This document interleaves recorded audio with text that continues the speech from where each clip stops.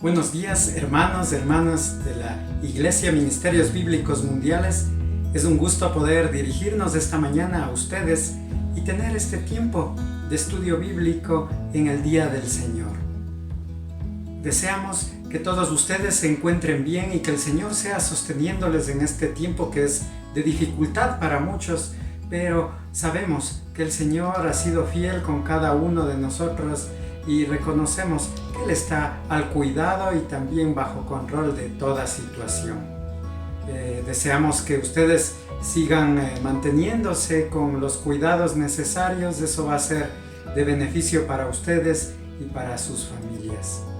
Vamos a ir al capítulo 7 de Eclesiastés esta mañana y vamos a ver consejos para la vida debajo del sol. Esa es la segunda parte de este estudio y vamos a tomar los versículos del 7 al 14 de Eclesiastés, capítulo 7. La semana pasada habíamos iniciado el estudio en el capítulo 7 de Eclesiastés, donde Salomón, el autor de este libro, nos ha mostrado lo bueno y lo mejor que se hace en esta vida, a través de algunos consejos como lo conocen algunos los proverbios de Eclesiastés. Esta es una guía de consejos para la vida en este mundo, o, como dice Salomón, debajo del sol. Él nos mostró en los versículos del 1 al 6 de este capítulo 7 que es mejor tener un buen carácter o una buena reputación que vivir de las apariencias. Aprendimos que las pruebas que vivimos y la reprensión de los sabios y una conciencia de la vida y de la muerte son de beneficio a nuestra vida cuando las llevamos delante de Dios, quien es el único que calma la ansiedad y puede saciar todas las necesidades del alma. Sin Dios, sin su reprensión, sin su sabiduría, lo único que se va a encontrar es un vacío que es difícil llenar en este mundo. Todo consejo o reprensión aislados de Dios no pueden dar cambios duraderos que trasciendan a la eternidad. Todo asunto debe ser llevado de la mano de Dios y delante de Él para que pueda producir beneficio permanente en nuestras almas. Eso podemos decir a modo de resumen del estudio de la semana pasada. Pero hoy vamos a empezar en el versículo 7. Y aquí vamos a encontrar algo nuevo que nos explica. Eclesiastés, capítulo 7, versículo 7. Dice: ciertamente la opresión hace entontecer al sabio y las dádivas corrompen el corazón. Aquí vamos a mirar cómo Salomón pone la sabiduría humana a prueba. Podríamos decir sabiduría humana puesta a prueba. Y vemos corrupción y soborno en este versículo. Y aquí observamos o tenemos el ejemplo de un hombre sabio, un hombre de buena fama, como diría Salomón, que ha logrado vivir de una buena manera con una habilidad para sobrellevar todos los problemas que esta vida nos da en este mundo.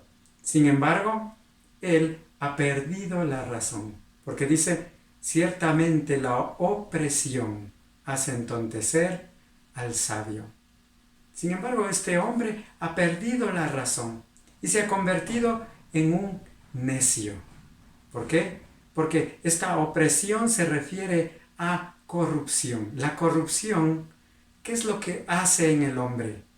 Hace entontecer incluso al hombre más sabio que puede existir. Porque él ha sido extorsionado o ha sido sobornado. Porque dice que ha recibido dádivas y ha sido corrompido su corazón. Tal vez para recibir un favor a cambio han tenido que hacer estas cosas. Y tal vez ya ha venido recibiendo sobornos y ahora se encuentra corrompido, amando el dinero. Esta persona ha estado haciendo las cosas por dinero. Como alguien dice: no pienses que el dinero lo hace todo, o acabarás haciéndolo todo por dinero.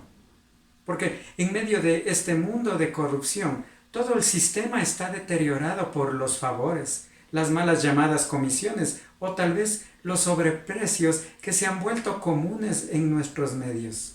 Y hasta hay pagos que se deben hacer para que les fuera dado un trabajo y son parte de la normalidad del sistema social actual. Las personas han perdido toda honra y esto se encuentra a todo nivel. Y quienes pagan los platos rotos o el costo de esta corrupción siempre son los más pobres.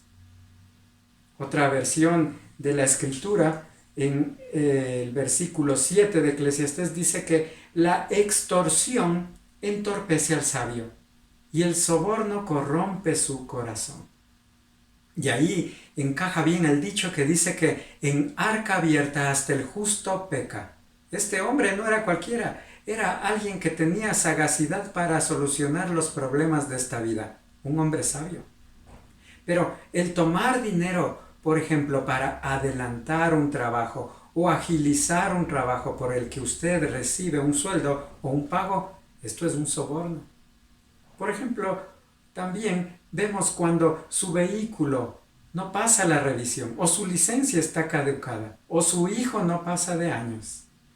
Se entrega dinero a cambio de un favor, por malas calificaciones o por una licencia caducada o un auto que no pasa una revisión.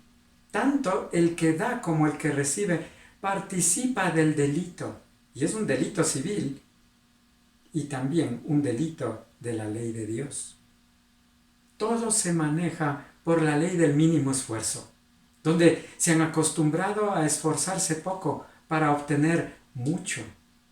Se hacen de riquezas a manos lavadas, dinero fácil. Hay un dicho que dice que las manos sucias son signo de dinero limpio y habla de lo duro que es ganarse un centavo. Sin embargo, en el sistema del mundo social, todo es lo contrario. Pero Dios ya nos ha advertido acerca de ello. Y la palabra de Dios nos dice, vamos a abrir nuestras Biblias en el Éxodo capítulo 23, versículo 8. Éxodo capítulo 23, versículo 8. La palabra de Dios dice, no recibas presente, porque el presente ciega a los que ven y pervierte las palabras de los justos. Pero esta es una perversión de la justicia. Eso es lo que hace el mundo. A lo malo lo llama bueno y a lo bueno lo llama malo. Por eso, el cristiano no solamente debe ser diferente, sino opuesto a este mundo. El Señor Jesucristo dijo, si fuereis del mundo, el mundo amaría lo suyo. Pero como no sois del mundo, antes yo os elegí del mundo, por eso el mundo os aborrece. Quienes son parte de Dios, quienes son sus hijos, son aborrecidos por el mundo, porque el mundo está corrompido. Hay sobornos y hay perversión de la justicia. Pero el justo no es bien visto. Ay de los que se oponen a este sistema, porque tendrán odio de parte de las personas del mundo, pero será bien visto de parte de Dios. Somos llamados no a ser diferentes solamente, sino opuestos a todo lo que el mundo piensa. Vemos ahora versículo 8. Dice, mejor es el fin del negocio que su principio. Mejor es el sufrido de espíritu que el altivo de espíritu. Versículo 9. No te apresures en tu espíritu a enojarte, porque el enojo reposa en el seno de los necios. Y vemos con lo primero que estudiamos o que revisamos del versículo 7, la sabiduría humana puesta a prueba, corrupción y soborno. Y ahora lo que vamos a ver son negocios, orgullo y enojo. Mejor es el fin del negocio que su principio. Los negocios, dice aquí, que mejor es el fin. Y podemos pensar que tal vez Salomón está mirando que lo duro y lo difícil que se puede hacer en el inicio de un negocio o un proyecto es vencer los obstáculos que se presentan en un inicio. Para ello Se necesita disciplina, esfuerzo, trabajo duro para un inicio. ¿Por qué? Así, al completar el proyecto hay satisfacción en el deber cumplido. Por eso dice que mejor es el fin.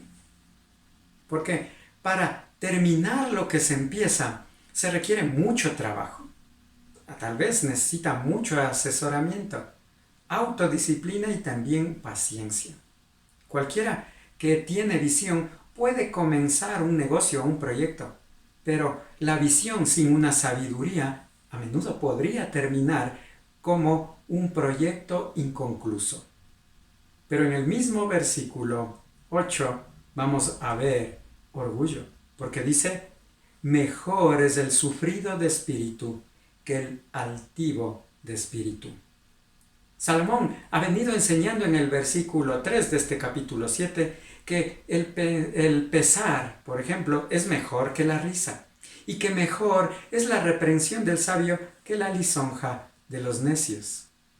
A nadie le gusta pasar por situaciones difíciles o ser reprendido, pero para soportar el pesar y para recibir la reprensión y concluir un negocio o un proyecto es necesario un espíritu paciente.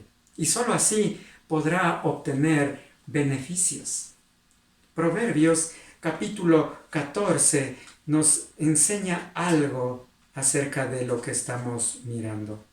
Proverbios capítulo 14 en el versículo 29. La palabra de Dios dice, el que tarda en airarse es grande de entendimiento, mas el que es impaciente de espíritu enaltece la necedad. Lo que nos enseña en este versículo es que debemos ser sobrios y hablar poco, no excedernos en emitir juicios que pueden dañar a otros y también a nosotros mismos. Ahí entra en juego la humildad, que es mejor que la altivez o que el orgullo. El versículo 9 nos dice, no te apresures en tu espíritu a enojarte, porque el enojo reposa en el seno de los necios.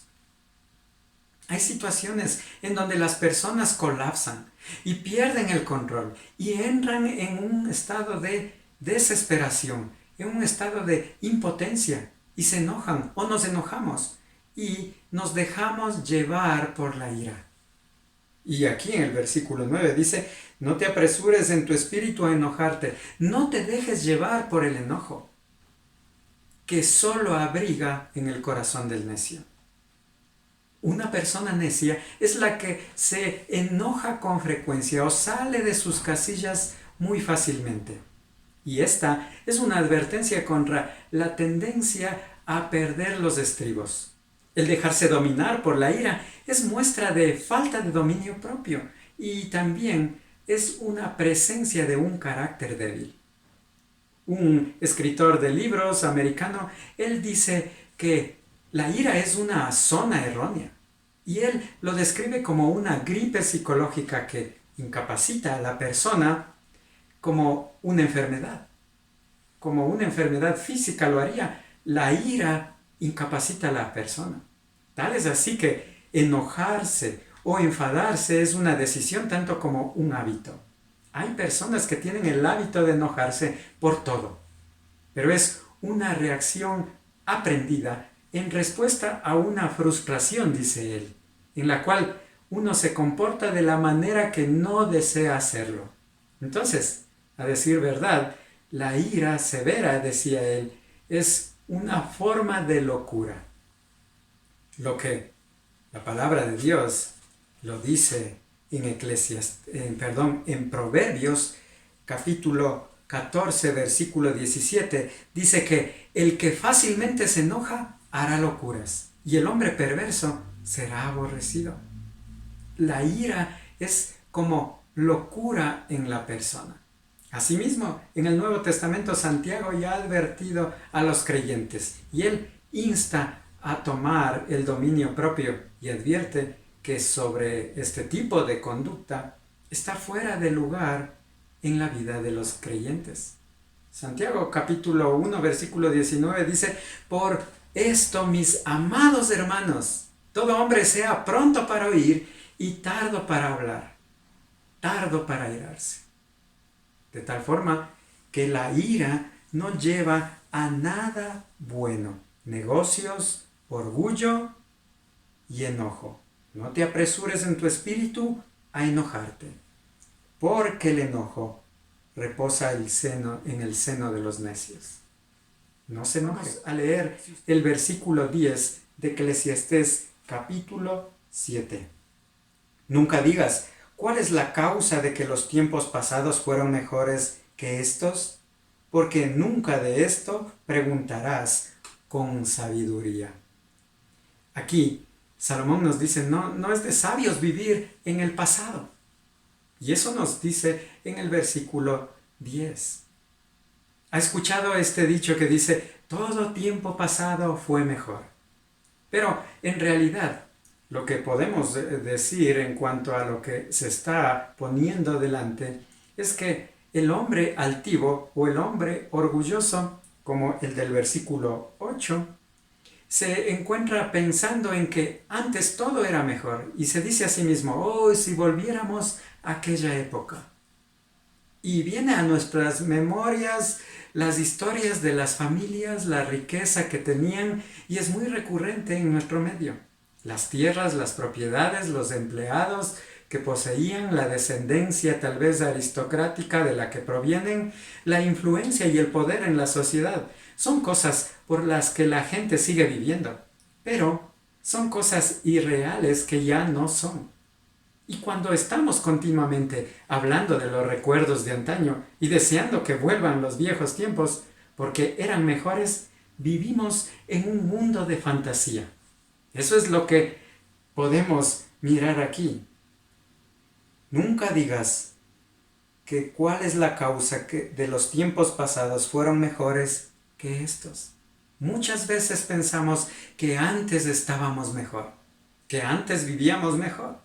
Y que antes no pasaban muchas cosas. Tanto problema que vivimos. Antes era mejor la economía.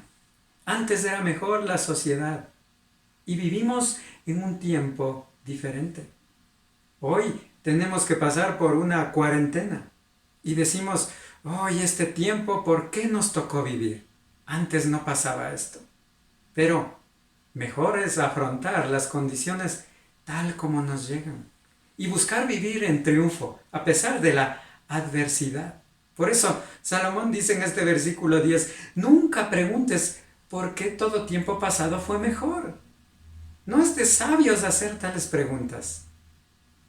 Dice un proverbio ruso que añorar el pasado es como correr tras el viento. Y es así. Si andamos pensando en que antes nuestra vida era mejor, pero si supieran cómo yo era en aquel tiempo, y si volviera ese tiempo, vivimos añorando el pasado, viviendo un presente mal. Vivir en el pasado es elegir morir, dice alguien, en el presente. Y negarnos una posibilidad de poder disfrutar de un futuro mejor. Dejando lo que queda atrás, me extiendo a lo que está por delante. Filipenses capítulo 3, versículos 12 al 14, Pablo nos da instrucciones acerca de eso. ¿Cómo vivir mejor? Enfocándonos en el futuro que nos espera junto al Señor. Versículo 11 y versículo 12. Porque escudo es la ciencia y escudo es el dinero, mas la sabiduría excede en que da vida a sus poseedores.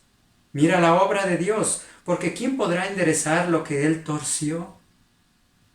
Aquí ya pudimos ver corrupción y soborno, negocios, orgullo y enojo. También vimos que no es de sabios vivir pensando en el pasado. Pero ahora vamos a ver que la sabiduría es mejor que las riquezas.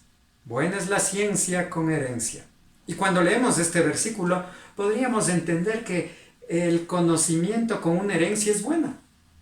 Pero lo que sugiere la traducción es que la sabiduría o la habilidad para resolver los asuntos de esta vida es tan buena como una herencia. Y sirve de provecho para los que ven el sol, esto es, a los que viven en este mundo. Es así que en los antiguos tiempos las herencias consistían en recibir territorio.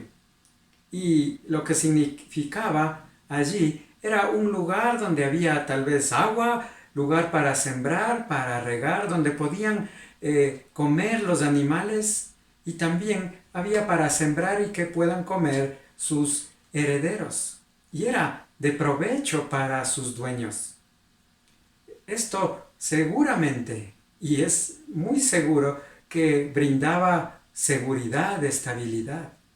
Por eso dice, buena es la sabiduría así como la herencia, y provechosa para quienes la reciben. ¿Quién no quisiera recibir una herencia? Yo creo que a nadie le caería mal recibir una. A cada uno de nosotros, si nos dijeran, bueno, vas a recibir la herencia de tu tío, o de tu tío el millonario, estaríamos contentos con eso. Y lo que Salomón deja claro es que en verdad la sabiduría es como una protección al que la posee. Y también dice que el dinero también es como una protección, es un escudo, dice él. El dinero arregla muchos problemas en la vida de las personas. Y dice, porque la sabiduría protege, como el dinero protege. Pero hay una ventaja. Y la ventaja es del conocimiento, es que la sabiduría preserva la vida de sus poseedores. Pero obtener sabiduría es mejor. Esa es la situación que nos presenta aquí. El dueño del dinero puede resolver muchas cosas con las riquezas, pero el que tiene sabiduría, ese va a poder manejar correctamente las riquezas. Lo que nos enseña que la sabiduría ayuda a sacarle provecho a las posesiones que Dios nos ha dado para administrar. Necesitamos ser sabios para administrar todas las cosas que el Señor nos ha dado. Y eso es mejor que el dinero. Y también la sabiduría. Dice, no solamente preserva las fortunas materiales de quienes lo poseen, sino además preserva sus vidas. Una persona sabia sabe también administrar su vida, sus relaciones, sus amistades, sus novios, empleados, esposa, hijos y el futuro suyo y el de su familia. La sabiduría preserva la vida de sus poseedores. Bueno, y eso nos lleva a pensar en la sabiduría, la de Dios, la que sobrepasa la sabiduría humana.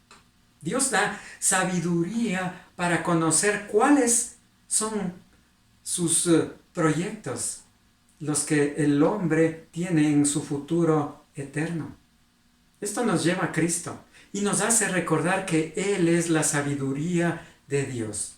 Y todo el que le encuentra halla la vida espiritual, que es comunicada únicamente por la fe en el Señor Jesucristo. En el Señor Jesucristo están escondidos todos los tesoros de la sabiduría y del conocimiento. Cristo Jesús, nuestro Señor, Él es la sabiduría de Dios. Pero hemos visto corrupción y soborno, negocios, orgullo y enojo. No es de sabios andar pensando en el pasado, y la sabiduría mejor que las riquezas. Pero ahora Salomón va a decirnos otra cosa. Versículo 13 y 14. Dice, mira la obra de Dios, porque ¿quién podrá enderezar lo que Él torció? En el día del bien, goza del bien, y en el día de la adversidad, considera. Dios hizo tanto lo uno como lo otro, a fin de que el hombre nada halle después de él. Y ahora, lo que hará el sabio es contemplar las obras de Dios. Todo lo que Dios ha hecho es bueno. Dios es soberano en todos los asuntos. Y dice, contempla a Dios, confía en su soberanía, porque Dios es soberano en todos los asuntos de la vida en este mundo. ¿Quién puede enderezar lo que Él ha torcido? Eclesiastés capítulo 1, en el versículo 15, Salomón explicaba algo en este versículo. Eclesiastés capítulo 1, versículo 15 dice: lo torcido no se puede enderezar y lo incompleto no puede contarse. Nosotros no podemos resolver todos los asuntos difíciles de esta vida, ni siquiera los podemos comprender. Si Dios ha hecho algo torcido, ¿quién puede corregir su voluntad? Su voluntad y sus decretos son inmutables y nada está sujeto a la voluntad humana. Eso es lo que habla de su soberanía. Ahora lo que Salomón va a hacer es llevarnos a contemplar lo que Dios hace y que busquemos poner nuestra confianza y esperanza únicamente en Dios. Porque en este mundo muchas veces nos encontramos con las cosas arregladas y parecería que todas las cosas están andando sobre ruedas, todo está solucionado, toda nuestra vida, pero de pronto todo se pone de cabeza. Y hagamos lo que hagamos, nos encontramos con la penosa realidad que nosotros no podemos controlar absolutamente nada.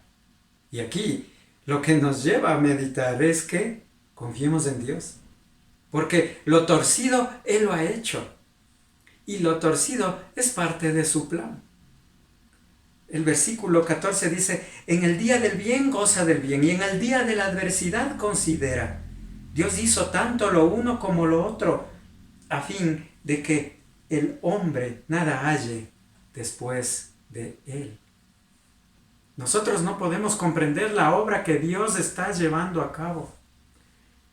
No sabemos qué Él está preparando para cada una de nuestras vidas en este mundo. Si Él hace todas las cosas bien, entonces solamente debemos confiar en Él. Tanto los momentos buenos o de prosperidad, así como los momentos malos o los de adversidad, vienen de su mano soberana. Por eso Salomón dice que nada hay que encontrarse después de él. Y viene el pensamiento que Job tenía. ¿Qué? ¿Recibiremos de Dios el bien y el mal no recibiremos? Tal vez nos ha venido un evangelio que habla de prosperidad y de bienestar a los creyentes. Pero cuando llega la adversidad y la crisis, renegamos del Señor. Y a veces a los buenos les va mal y a los malos les va bien. Pero Dios está en control y usa todo para llevar a cabo sus propósitos. Poco entendemos de lo que el Señor está haciendo. O nada. Eclesiastés capítulo 11, versículo 5, dice: como tú no sabes cuál es el camino del viento, o cómo crecen los huesos en el vientre de la mujer encinta, así ignoras la obra de Dios, el cual hace todas las cosas. Nosotros entendemos muy poco de Dios o nada, y nos encontramos alarmados y estamos angustiados por la situación actual, por el virus, porque va a venir pobreza, porque no tenemos recursos. Pero lo que nos enseña todo esto es que debemos caminar por fe. Porque las cosas que no se ven son las eternas. Las que no se ven. Pero las que vemos son las temporales. Tenemos un tiempo muy corto en este mundo. Y es tan corto como para estarlo desperdiciando en angustiarnos. Dios tiene pensamientos mucho más elevados acerca de nosotros. De lo que tiene preparado para nosotros es algo más grande de lo que nosotros llegamos a comprender. Isaías 55:8 dice: porque mis pensamientos no son vuestros pensamientos, ni vuestros caminos mis caminos, dijo Jehová. Como son más altos los cielos que la tierra, así son mis caminos más altos que vuestros caminos, y mis pensamientos más que vuestros pensamientos. El Señor tiene grandes cosas preparadas para los suyos, y Él en todo tiempo va a llevar la gloria. Nuestro Dios, nuestro Señor. Por eso dice: Dios hizo tanto lo uno como lo otro, a fin de que el hombre nada halle después de él. Lo que podemos mirar es que Salomón está mostrándonos que en la sabiduría humana, cuando es puesta a prueba, no encuentra solución a todos los problemas. Y vivimos en corrupción y soborno, viviendo entre negocios, entre el orgullo y el enojo, y pensando en el pasado, que tal vez antes todo era mejor. Pero vemos que la sabiduría es mejor que las riquezas. Pero la sabiduría de Dios es mucho mayor que la sabiduría del hombre. Y por eso dice, contempla, examina, escudriña, busca acerca de Dios y confía en su soberanía. Solamente así podemos encontrar la paz que sobrepasa todo entendimiento.